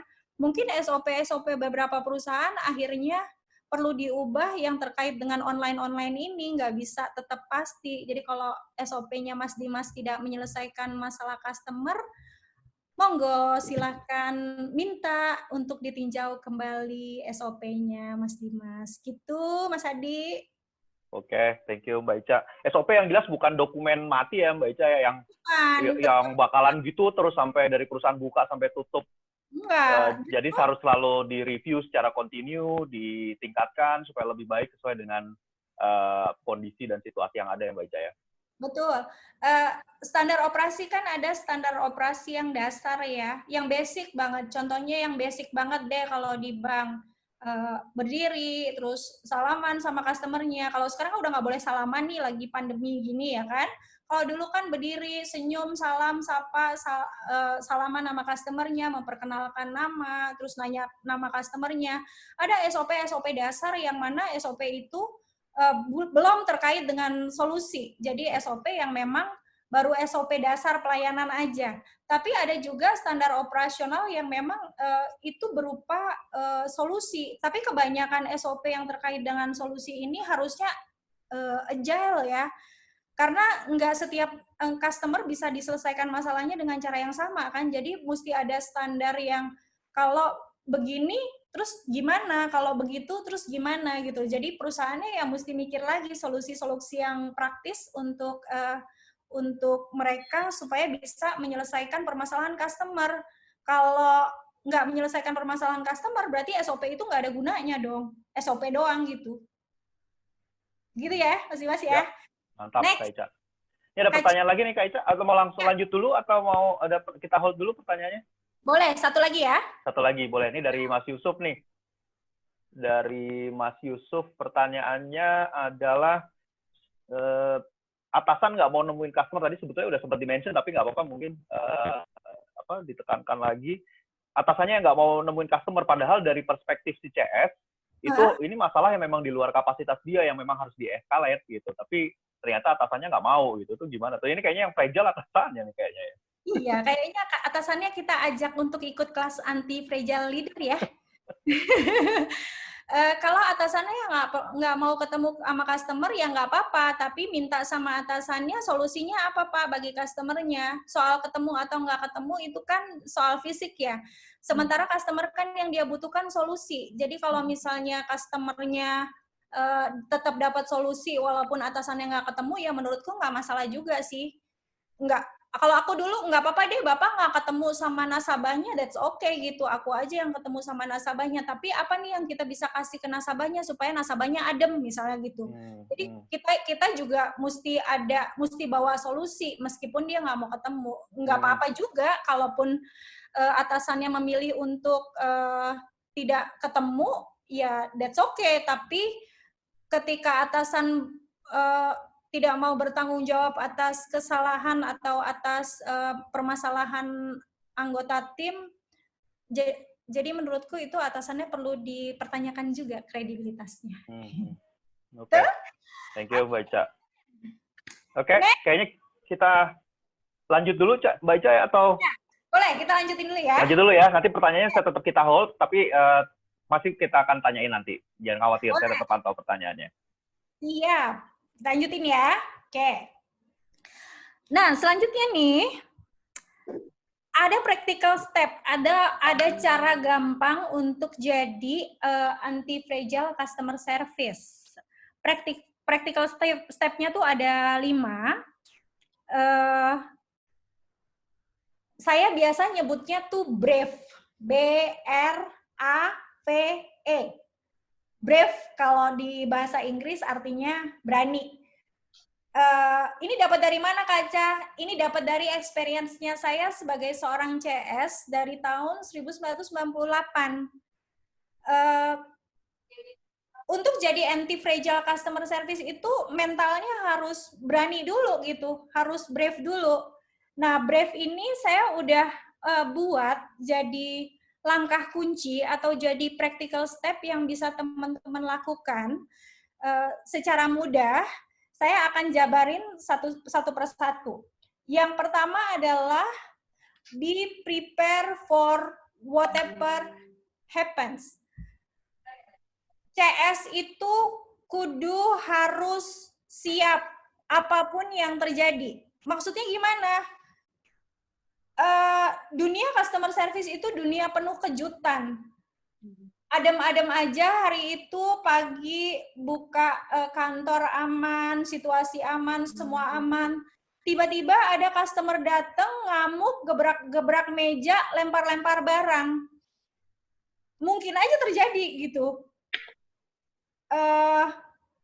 Dia konsletnya di luar, bukan di dalam. Nggak ada masalah sama kita, nggak ada permasalahan di kita, terus ke-trigger sama salah dikit di pelayanan, terus tiba-tiba dia ngamuk. Mungkin emosinya udah dia dapat di luar sana, terus meledaknya di kantor kita gitu. Dan kita mesti siap-siap sama kondisi kayak gitu. Dalam arti apa? Sebagai CS, yang saya maksud dari be prepare for whatever happens adalah kita harus acceptance dulu sama segala situasi yang mungkin terjadi yang akan kita hadapi sebagai seorang CS. Ada banyak situasi yang kadang-kadang di luar kendali kita, kayak tadi BPJS, Mbak Ayat harus berhadapan dengan orang yang ngurusin BPJS, tapi dia sakit juga misalnya ya kan, ada situasi-situasi luar biasa di mana kita mesti siap. Nomor satu, siap secara product knowledge kita. CS yang benar atau customer service yang benar adalah customer service yang hatam semua produk yang dia jual. Hatam ya, hatam. Kalau saya bilang hatam, berarti sama kayak Al-Quran tuh, merem ngejelasinnya. Nggak pakai bilang, tunggu ya Pak, saya nggak paham, nanya dulu sama bos saya. Tunggu ya Pak, saya tanya dulu. Tunggu ya Pak, saya cek dulu. Customer service yang benar adalah customer service yang ngerti, tahu, bisa menjelaskan, dan tahu dengan detail fitur sama benefit produk yang dia jual. Kalau enggak, kita belum bisa bilang dia sebagai anti fragile CS. Karena anti fragile CS udah pasti tahu, hafal, ngerti, paham fitur dan benefit dari produk yang dia jual. Dan ini persiapan pertama dia, product knowledge. Nomor 2, know yourself. Ketahui diri teman-teman sendiri. Titik lemahnya di mana? Saya itu kalau berhadapan dengan customer saya yang di situasi luar biasa, titik lemah saya di mana? Kayak saya, titik lemah saya adalah kalau customernya situasi luar biasanya adalah customer yang bikin iba, biasanya saya baik banget. Dan jadi CS yang baik banget itu juga salah ternyata. Karena kan kita punya standar ya, berlebihan kepada customer, terlalu baik pun pada akhirnya jadi salah karena membuat customer lain pelayanannya jadi tertunda misalnya. Saya ngelihat titik lemahnya. Saya kalau misalnya tiba-tiba datang dulu tuh nasabah, udah misalnya ibu-ibu terus bawa anak, terus tiba-tiba dia datang curhat, nangis, terus saya iba gitu. Ngelayanin jadi lebih lama gitu. Nah, titik lemah kita ketahui. Ada yang titik lemahnya gampang emosi, ada yang titik lemahnya gampang iba kayak saya, ada yang titik lemahnya gampang nangis, ada yang titik lemahnya adalah gampang kabur. Nah, titik lemah kita di mana? Know yourself, ketahui diri sendiri, dan cari obatnya. Cari cure-nya. Supaya ketika situasi sulit terjadi dan kita berada di titik lemah itu, kita bisa langsung lompat lagi, bounce back, dan kembali lagi netral, kembali lagi layanin nasabah dengan baik. Dan nomor 3, know your customer. Customer itu banyak jenis, ada tipe yang maunya yang praktis-praktis aja, nggak suka basa-basi, sukanya to the point, sukanya ngomong apa adanya, ada yang minta dipuk-puk, ada yang minta dibasa-basiin, ada yang tukang curhat, ada yang suka membangga-banggakan diri sendiri, ada yang tukang pamer, ada yang menganggap kita sebagai psikolog, segala urusan rumah tangga dicurhatin, ada yang menganggap kita sebagai pakar parenting karena tiba-tiba nanya soal anak, ada yang menganggap kita sebagai pakar perkawinan karena segala urusan kerumah tanggaan dia terus diceritain ke kita. Know your customer, kenali customer kita, dan jangan terlibat secara personal ke customer atas permasalahan mereka. Urusan mereka, permasalahannya adalah urusan transaksi antara kita sama mereka dengan perusahaan, jangan sampai terlibat secara personal. Jadi be prepare untuk apapun yang terjadi dengan 1, paham soal produk, 2, kenali diri sendiri, 3, kenali customer, dan yang keempat, naikin skill-nya, kemampuan komunikasinya, kemampuan negosiasinya, kemampuan lain yang terkait. Kalau misalnya customer-nya banyakan bahasa Inggris, ya mungkin perlu belajar bahasa Inggris. Jadi siap-siap aja atas segala keadaan yang harus dirimu hadapi sebagai seorang customer. Sebenarnya ini ada latihannya, karena kita online, jadi latihannya aku skip aja. Nomor 2, nah ini yang di Be Prepare tadi, Anti-Fragile CS, Enjoy the Pain. Maksudnya apa? CS yang banyak gerak, banyak movement, atau dia banyak belajar, dia banyak mencoba memahami customer, dia banyak memahami dirinya, dia banyak memahami produk, banyak latihannya, lain sebagainya, itu pain-nya biasanya banyak. Semakin banyak dia berhadapan dengan customer, otaknya semakin sakit, hatinya semakin sakit, jiwanya semakin sakit. Tapi semakin pain-nya tinggi atas gerakan atau movement yang dia lakukan terhadap dirinya tadi, result-nya pasti kelihatan. Kalau dia belajarnya banyak, hasilnya pasti akan kelihatan. Product knowledge-nya paham, customer-nya bisa dia atasi dengan baik, dan lain sebagainya. Kalau dia, gampangnya kalau kita olahraga, movement kita olahraga, gerak, semakin sakit, semakin nggak enak badannya, sebenarnya result badan bagusnya langsung kelihatan gitu loh. Jadi, anti-fragile CS, untuk prepare dirinya itu dia menikmati segala pain yang dia hadapi dan dia sadar bahwa pain tersebut akan menghasilkan result atau hasil.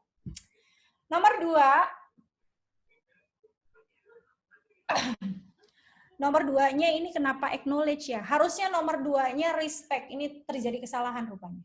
Respect, karena brave ya. Nomor 2-nya adalah respect your customer genuinely. Mohon maaf kesalahan slide ini. Respect, nomor yang kalau tadi be prepare, nomor 2 respect. Jangan merendahkan customer. Maksudnya dari respect ini, jangan ngerendahin customer, jangan nganggap amukan mereka itu biasa-biasa aja, jangan nganggap mereka, customer gitu doang aja, biasa aja kali gitu. Usahakan untuk benar-benar punya ketulusan ketika menghadapi nasabah yang marah, ketika ngadepin customer sih, ketika ngadepin mereka yang komplain. Respect-nya benar-benar respect yang honest, yang jujur, yang apa adanya, nggak dibuat-buat, nggak fake. Di depan kelihatannya bagus, manis, begitu ke belakang, dasar tuh customer-nya rese misalnya. Jadi respect-nya respect yang genuine, benar-benar respect gitu, nunjukin 100% respect bahwa kita memang mau membantu. Itu nomor 2. Nomor 3-nya baru ini, acknowledge the problem. Pahami dengan baik permasalahannya dengan mendengarkan si customer-nya. Nggak usah ngejelasin dulu deh, biasain untuk nggak ngomong banyak dulu ke customer, dengerin aja dulu sebenarnya yang dia keluhkan itu apa. Yang dia ingin sampaikan tuh apa. Semakin banyak kita dengar, semakin mudah bagi kita untuk memahami atau untuk acknowledge permasalahannya apa, dan jadinya mudah juga bagi kita untuk mencari solusi buat dia. Kebanyakan customer service, baru customer-nya ngejelasin sedikit, dia ngomongnya udah panjang, gini bu, bla bla bla bla bla, gini bu, bla bla bla bla. Ntar dulu, dengerin dulu. Ketika customer-nya udah selesai cerita, dikonfirmasi, mohon maaf bu, apakah sudah tersampaikan semua permasalahannya atau ada lagi? Baru pikirin solusinya. Karena kalau kita nggak menaikkan level pendengaran kita, biasanya permasalahan yang kita tangkap cuman asumsi kita aja, pada akhirnya solusinya juga bukan solusi yang tepat. Ini nomor 2-nya tadi ya, respect customer genuinely. Betul sekali, di situ Ibu Prasti Wardani bilang customer service-nya kalau banyak omong terkesan defensif. Betul Bu, makanya customer itu bukan banyak omong, customer service itu bukan banyak omong, tapi harus banyak dengar. Kalau kita banyak dengar, kita akan mudah acknowledge the problem, sehingga solusinya juga lebih mudah kita dapatkan untuk customer kita dan kita tidak terkesan defensif.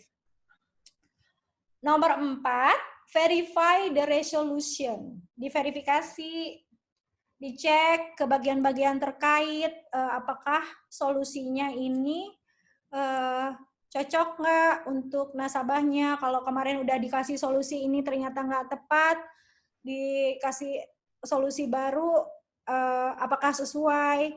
Diverifikasi, benar-benar dicek sesuai nggak dengan problemnya. Karena kalau solusinya tidak menyembuhkan permasalahannya, yang ada akan memunculkan komplain baru.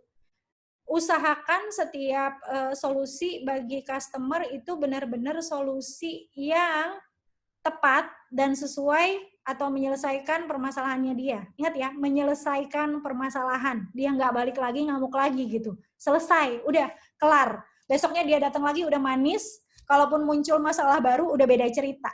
Tuh. Dan yang terakhir, exit customer expectation. Ini sih yang diinginkan oleh semua perusahaan ya. Kita bisa melampaui ekspektasi customer. Maksudnya apa? Ya maksudnya kalau melayanin yang extra mile lah, jangan yang nanggung, jangan yang segitu-segitu aja. Jangan, kalau mau anti fragile CS, jangan sebatas SOP, tapi usahakan 2 atau 3 level di atas SOP. Impact-nya apa? Customer akan ingat ke kita. Mudahnya begini, saya CS di bank bertahun-tahun, kemudian sekarang saya coach customer service. Beberapa nasabah saya dulu bahkan sekarang jadi klien saya.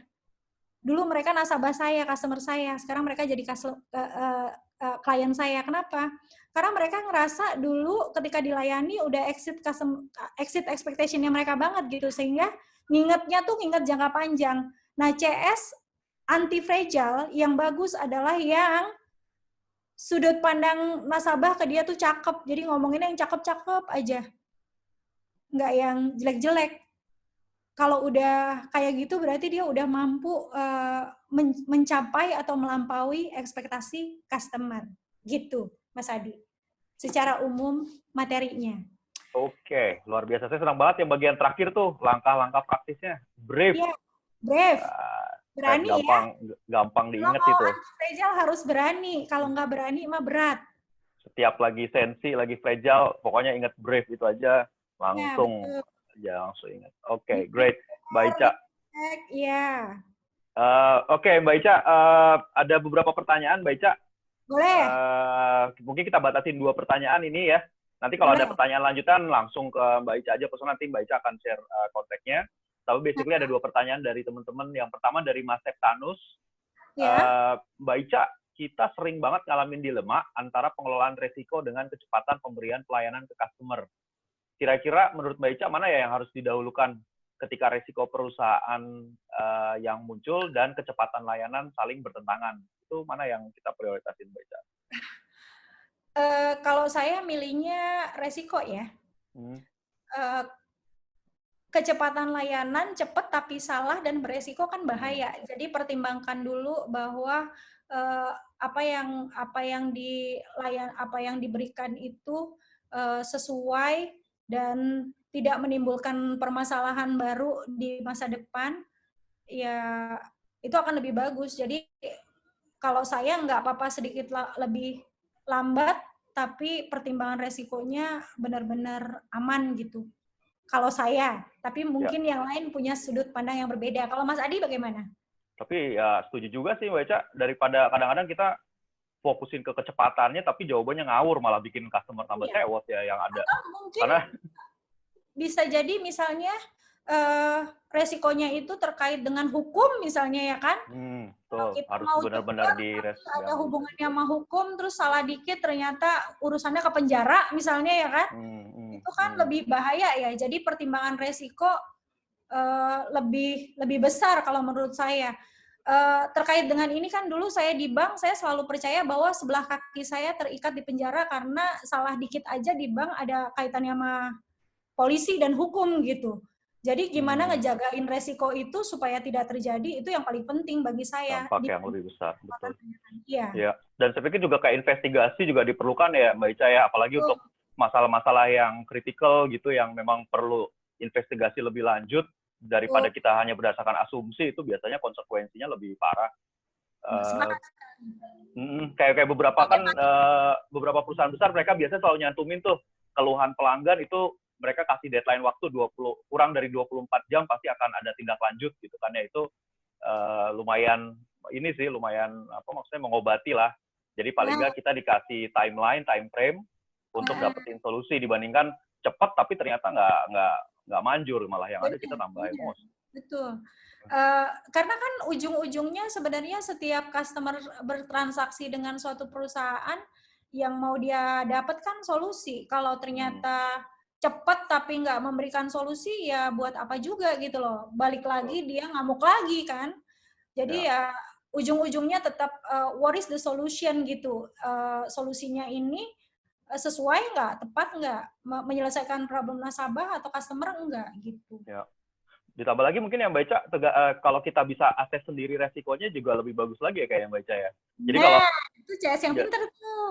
Iya, jadi kalau kayak resikonya, kayaknya ini resikonya impact-nya nggak akan terlalu besar nih, mungkin bisa lah kita kasih respon yang lebih cepat. Tapi kalau kita nilai, kayak resikonya bakal gede nih, impact-nya bakalan besar, mendingan take a step back gitu kali ya, untuk diskusi, untuk dapetin masukan dari atasan atau rekan kerja. Betul. Dan CS juga harus terbiasa menganalisa resiko dari yang high, medium, low ya. Oh ini low nih, nggak apa-apa deh jalan, aku ambil resikonya, berani kok. Oh ini medium nih, aku mesti konsultasi dulu nih sama supervisorku, harus lakukan ini dulu. Oh ini ternyata resikonya high nih, harus ke bagian yang terkait nih, nggak bisa langsung diputuskan. CS harus bisa menganalisa ketika dia ngasih solusi itu resikonya high, medium, atau low. Ya, fantastik Mbak Ica. Mbak Ica, ada satu pertanyaan lagi. Ini kayaknya kaitannya sama brief tadi nih. Saya coba, nggak tahu, mudah-mudahan sih terkait ya. Ini kaitannya sama yang V tadi, verify the resolution with related department tadi ya. Kayaknya Mbak Ica kan jelasin. Dicek sama departemen terkaitnya. Ada pertanyaan dari Mbak Dini. Mbak Ica, kalau dalam memberikan pelayanan, mau tanya gimana kalau dalam memberikan pelayanan sesuai SLA atau SLI dan SOP, itu CS terbentur dengan divisi atau departemen yang lain. Divisi yang ternyata nggak berhadapan langsung dengan nasabah gitu. Nah itu gimana tuh? Ya, asertif, mau nggak mau harus berani untuk bertanya langsung ke mereka dengan kalimat yang baik, tidak menyakiti mereka, tapi juga tidak ngegas. Kan biasanya kadang-kadang kalau kita minta ke departemen lain tuh suka banyakan ngegas ya. Udah ngegas duluan gitu loh. Kalau kita mintanya baik, misalnya dengan kalimat, Mbak, Mas, mohon maaf, pekerjaan ini sudah seharusnya disampaikan ke sini karena SLA-nya begini, karena jatuh temponya tanggal segini, karena sudah ditunggu sama customer-nya misalnya. Boleh diinformasikan saya bisa dapat kapan atau boleh nggak saya dapat sekarang. Saya rasa kalau kita mau berkomunikasi dengan baik, dengan asertif, dengan win-win kepada rekan kerja kita di departemen lain, sepanjang mereka otaknya masih waras, harusnya mereka tetap bantu ya. Kalau saya berpikir seperti itu. Kalau dia sengaja ngelambatin atau dia sengaja ngelelet-leletin, sesungguhnya credibility dia sebagai seorang pelayan internal di perusahaan itu juga harusnya dipertanyakan kan, karena sejatinya pelayanan kita ke eksternal tidak akan pernah bagus kalau internalnya nggak bagus. Jadi internalnya mesti beres dulu, internalnya mesti cakep dulu, baru keluar bisa cakep. Kalau internal nggak cakep, ya rata-rata keluarnya jadinya cakepnya kebetulan gitu. Oke. Asertif aja. Dan aku pikir kalau boleh aku share sedikit, karena aku kebetulan kan pernah kantor sama Mbak Ica ya, kita dari departemen yang berbeda. Ini yang waktu itu Mbak Ica lakukan, jadi terkait sama komunikasi. Jadi Mbak Ica udah ngambil tindakan sama customer-nya, tapi setelah itu Mbak Ica tuh komunikasiin langsung sama departemen kita gitu. Tadi ada customer mempermasalahkan soal ini, saya udah jelasin, dan karena tadi customer-nya buru-buru, saya langsung jelaskan gitu. Tapi paling nggak kita diinformasikan sehingga ketika ternyata itu di-escalate, kita udah tahu, jadi kita nggak kaget. Karena kadang-kadang yang bikin kita marah itu, yang bikin kita kesal sama departemen CS gitu, kadang-kadang itu nggak ada komunikasi gitu, tahu-tahu dilimpahin ke kita aja. Ya itulah yang bikin jadi kompleks masalahnya ya, Mbak Ica. Ya, itu kan dasar utama pelayanan kan sebenarnya komunikasi. Ke customer kita komunikasi, ke internal juga komunikasi. Namun komunikasi dari support internal itu benar-benar harus dua arah. Ya, kalaupun kita sudah menyelesaikan, betul kata Mas Adi tadi, balik ke departemennya kita informasikan bahwa memang udah selesai gitu. Dan kalaupun ada tindak lanjut pun kita harus menginformasikan.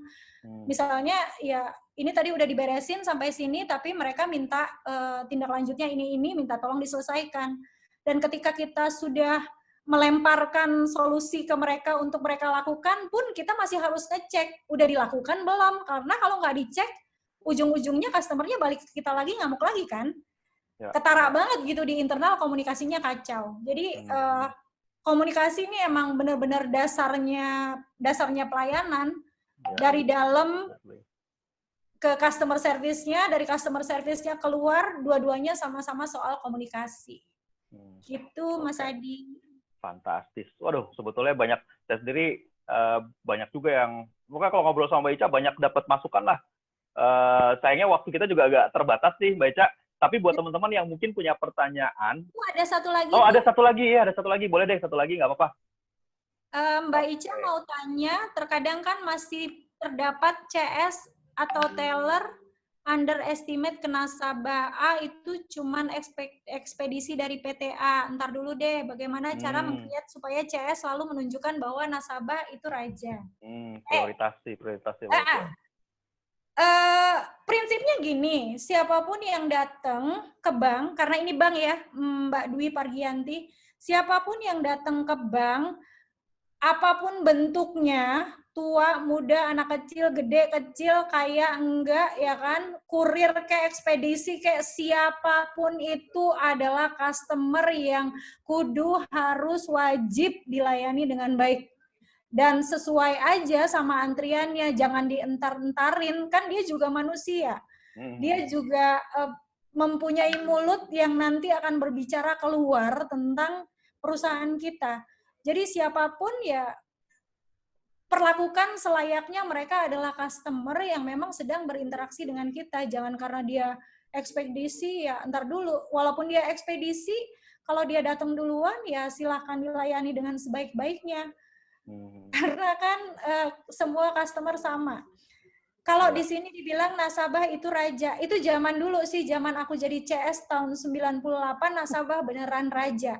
Tapi kalau sekarang saya lebih suka menyebutnya customer itu partner.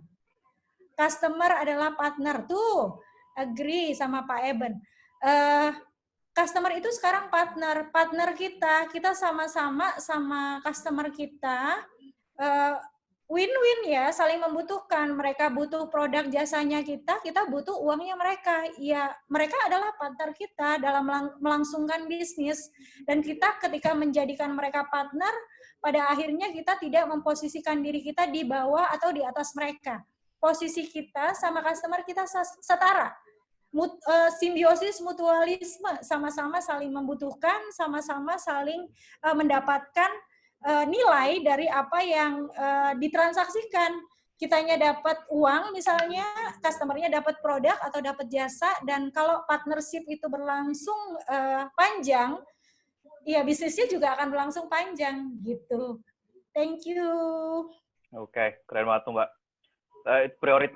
Ya sih memperlakukan customer sama. Saya pernah ngeliat tuh salah satu teller Mbak di, saya nggak mau nyebutin berapa bank ya, tapi Mbak Ica pasti tahu lah banknya. Jadi pas lagi ngantri gitu, saya pas di antrian, tiba-tiba ada yang nyelak, kelihatannya lebih perlente gitu, kelihatan kaya gitulah ya.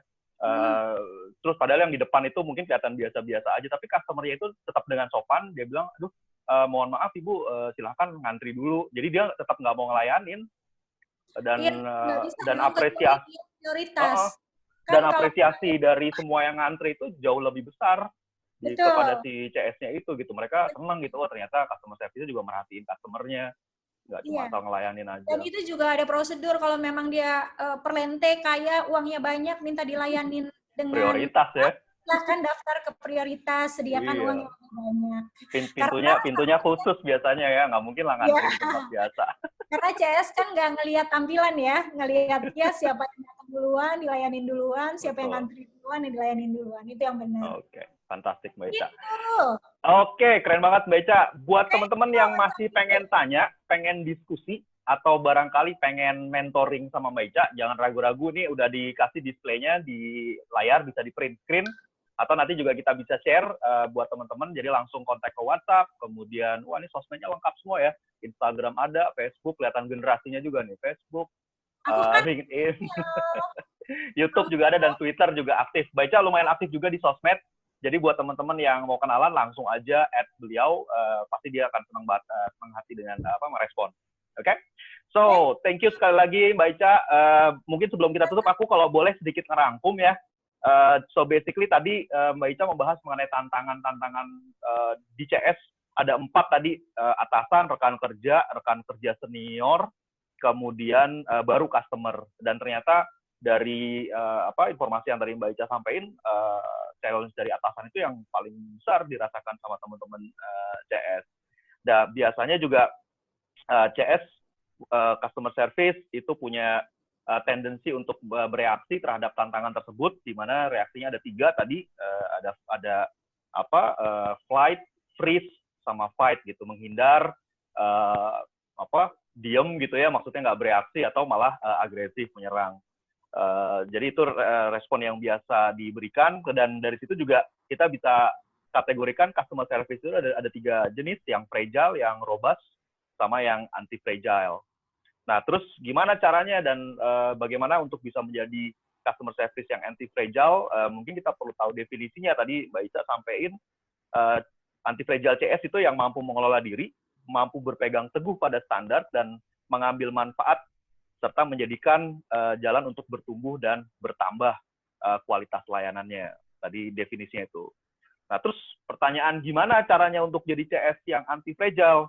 Mbak Ica memetakan jadi 5 langkah yang, 3 pertanyaan dulu untuk refleksi ya. Nanyain seberapa sering sih kamu melanggar aturan atau Anda melanggar aturan gitu, itu bisa merefleksikan Anda fragile, anti-fragile atau enggak. Kemudian kalaupun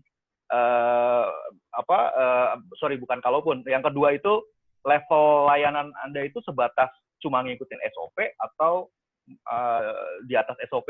Itu pertanyaan yang kedua. Kemudian pertanyaan ketiga yang bisa ditanyakan ke diri sendiri, kalau dalam situasi sulit, itu lebih seringnya gimana? Apakah menghindar atau menghadapi?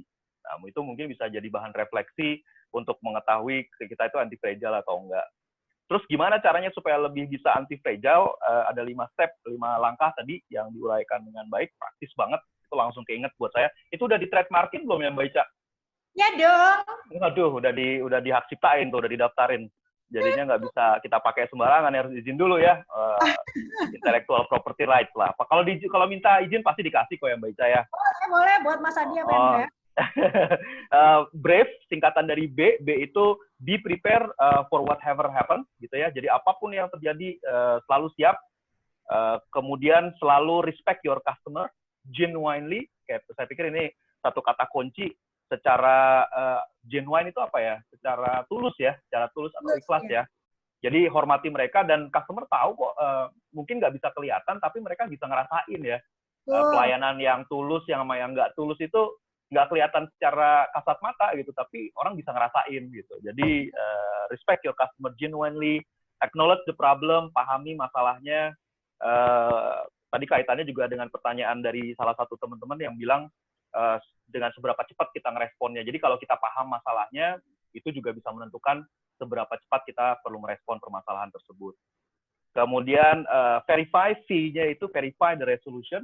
Cek dengan departemen terkait ya, dengan stakeholder yang mungkin terdampak terhadap keluhan atau hal yang disampaikan oleh customer. Dan yang terakhir, exceed the customer expectation. Jadi nggak cuma sekedar memenuhi standar aja, kalau bisa melebihi lah standar, bikin customer jadi ngerasa apa ya, customer delight ya dulu kalau nggak salah namanya tuh, bikin customer jadi happy. Jadi bikin mereka senang banget lah sampai mereka puas walaupun kita rasanya lemas, katanya kayak gitu. Mbak Ica. Oke. Aku ada yang miss nggak Mbak Ica, rangkumanku Mbak Ica? Kak, well done, thank you. Udah ya? Oke, fantastis. Oke, so Mbak Ica, again terima kasih Mbak Ica atas waktunya. Tepuk tangan dong buat Mbak Ica dong, semuanya dong. Thank you Mbak Ica. Ya Mbak Ica ya. Oke, dan buat teman-teman, sorry, dulu. Dan buat teman-teman yang ikut masterclass, jangan lupa, sorry. Jangan lupa untuk masterclass kita berikutnya. Kita akan lanjutkan diskusi kita. Kalau hari ini kita ngebahas bagaimana jadi customer yang jadi CS customer service yang anti fragile, jadi bisnis yang practitioner yang anti fragile. Besok kita akan bahas dengan mengidentifikasi kekuatan-kekuatan kita. Besok minggu depan kita akan punya Mas Roma Tampu Bolon. Beliau founder dari Strength ID dan mereka berafiliasi dengan Gallup. Kalau teman-teman masih ingat Strength Finder, saya ikut sekitar 7 tahun yang lalu. Itu bagus banget gimana kita bisa mengoptimalkan kekuatan kita untuk bisa memberikan value terhadap customer. Jadi joinlah sama masterclass seri kita minggu depan. So temanya Start with Talent, bakat itu jadi permulaan, tapi kita tutup dengan kekuatan kita. Itu keren banget Mas Tampu Bolon. Jadi jangan lupa register ya, sama waktunya 7 Mei jam 10 sampai 12. Saya tahu tanggal 7 kalau nggak salah tanggal merah, tapi harusnya nggak akan mengganggu aktivitas kita juga. Jadi feel free untuk join masterclass series Oke. Kemudian juga sekedar mengingatkan, minggu ini kita akan masuk ke match day ketiga untuk HR online turnamen. Jadi buat teman-teman yang masih semuanya masih punya kesempatan yang sama untuk dapetin total hadiah 5 juta rupiah di akhir kompetisi. Jadi silahkan gabung di breakthrough.com/breakthroughhot, itu ada total hadiah 5 juta. Kalaupun nggak dapat 5 juta di akhir kompetisi, tiap minggu kita tetap ngasih hadiah mingguan. Jadi teman-teman tetap akan dapat kesempatan untuk bisa dapat hadiah mingguan berupa voucher, GoPay, OVO, atau pulsa nanti yang bisa kita berikan secara cuma-cuma buat 5 pemain terbaik di pertandingan mingguan. Oke? So, itu sebagai pengingat. Kemudian sekali lagi atas nama Mbak Ica Ibrahim, kemudian juga dari teman-teman dari Breakthrough Indonesia, saya mengucapkan terima kasih banyak atas partisipasi teman-teman semua. Jangan lupa untuk selalu memberikan feedback atas sesi kita. Masukan teman-teman adalah masukan buat kita untuk selalu meningkatkan kualitas layanan kita ke teman-teman. So, login ke breakthrough.com/evaluation atau bisa tembak QR code-nya yang ada di situ. So, satu patah dua kata, kita akan sangat apresiasi untuk bisa meningkatkan kualitas layanan kita ke teman-teman semua. Oke? Right, so once again, terima kasih teman-teman atas partisipasi dan waktunya. Sampai ketemu minggu depan. Stay safe, stay healthy, dan salam buat keluarga. Oke, Assalamualaikum warahmatullahi wabarakatuh. Thank you semuanya. Thank you Mbak Ica. Assalamualaikum.